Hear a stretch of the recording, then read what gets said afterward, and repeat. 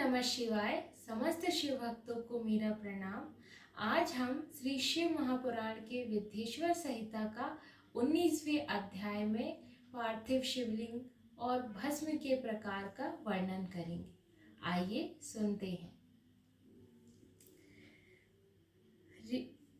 19वां अध्याय पार्थिव शिवलिंग, पूजा आदि और भस्म के प्रकार। ऋषि बोले, हे सूत जी, आप चिरकाल तक जीवित रहें। आप धन्य हैं जो आपने शिवलिंग महिमा को हमें भली प्रकार से समझाया। क्यों ना हो, आप शिव के परम भक्त हैं। अतः पार्थिव महेश्वर की जैसी महिमा आपने श्री व्यास जी से सुनी है हो तो हम सब लोगों को सुनाइए। यहाँ ऋषि श्री सूत जी महाराज को कहते हैं कि हे सूत जी, आपने अपने गुरु श्री व्यास जी से जैसे शिव जी की कथा सुनी है, आप हमें वैसे सुनाइए। सूत जी कहते हैं, मेरे धन्य भाग्य कि मुझे यह कथा सुनाने का अवसर मिला। आगे सूत जी कहते हैं, हे ऋषियों, आप लोग सुने। मैं आपकी भक्ति तथा आदर से प्रसन्न होकर शिव के पार्थिव लिंग की महिमा का वर्णन करता हूँ। हे विप्रो, सब लिंगों में पार्थिव लिंग श्रेष्ठ है, जिनके पूजन से बहुत से लोग सिद्ध हो गए।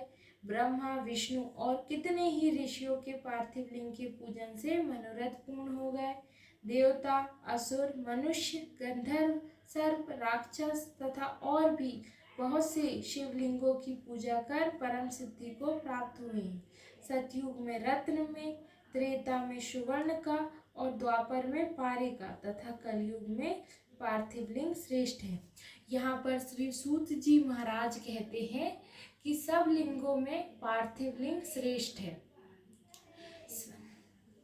सतयुग में रत्न का, त्रेता में सुवर्ण का और द्वापर में पारे का जिस प्रकार लिंग श्रेष्ठ था, उसी प्रकार कलयुग में मिट्टी का शिवलिंग श्रेष्ठ माना जाता है।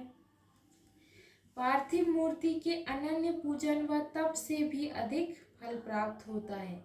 जैसे समस्त नदियों में गंगा जी श्रेष्ठ है, ऐसे ही सब लिंगों में पार्थिव लिंग की श्रेष्ठता है। जैसे सब मंत्रों में ओंकार ही महान है, ऐसे ही सब लिंगों में पार्थिव श्रेष्ठ है, आराध्य और पूजनीय है।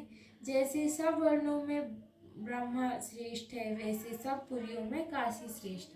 आगे श्री सूत जी महाराज कहते हैं, जैसे सब जाति में ब्राह्मण श्रेष्ठ है, सब पुरियों में काशी श्रेष्ठ है, और जैसे सब नदियों में गंगा जी श्रेष्ठ है, उसी प्रकार सूत जी महाराज कहते हैं सब लिंगों में पार्थिव शिवलिंग श्रेष्ठ है। जिस प्रकार अन्य लिंगों की पूजा करके फल प्राप्त होता है, उससे 100 गुना फल पार्थिव शिवलिंग के पूजन से प्राप्त होता है। आगे श्री सूत जी महाराज कहते हैं, जैसे सब व्रतों में शिवरात्रि श्रेष्ठ है और जैसे शक्तियों में शिव शक्ति श्रेष्ठ है, वैसे ही सब लिंगों में पार्थिव लिंग श्रेष्ठ है। पार्थिव लिंग की पूजा से बढ़कर किसी अन्य देवता की पूजा नहीं है, ना ही दान है, ना ही पुण्य है। पार्थिव की आराधना पवित्र, पूर्ण रूप, धन तथा आयु को बढ़ाने वाला, तुष्टि पुष्टि व लक्ष्मी को देने वाला तथा कार्य का साधन करने वाला है, जो पार्थिव को शुभ वेदी का पूजन कराता है। इस लोक में धनवान श्रीमान होकर रुद्र लोक की प्राप्ति होती है। जो पार्थिव लिंग बनाकर शिव जी का जीवन पर्यंत पूजन करता है, वह शिव लोक का भागी होता है तथा असंख्य वर्षों तक शिवलोक में रहकर भरत खंड का राजा बनता है। आगे श्री सूत जी महाराज कहते हैं, जो निष्काम भाव से पार्थिव लिंग का पूजन करता है, वह जीवन पर्यंत सुख भोग कर मोक्ष को प्राप्त होता है, उसे संयुज्य मुक्ति प्राप्त होती है। परंतु जो ब्राह्मण होकर भी पार्थिव लिंग की पूजा नहीं करता, वह अत्यंत दारुण सूल नामक घोर नरक को प्राप्त होता है।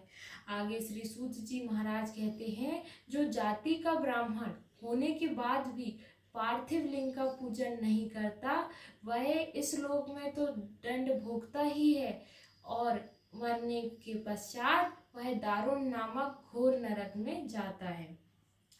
लिंग के कई प्रकार हैं, रत्न, सुवर्ण, स्फटिक तथा पार्थिव पुष्पराग उत्पन्न, किंतु कोई भी लिंग हो उसे अच्छी तरह बनाकर ही पूजा करनी चाहिए। इसलिए सब लिंगों में जो श्रेष्ठता पार्थिव लिंग को प्रदान है वो अन्य लिंग को नहीं। ओम नमः शिवाय। ये था श्री शिव महापुराण की विद्येश्वर संहिता का 19वां अध्याय, जिसमें हमने पार्थिव लिंग का महत्व सुना।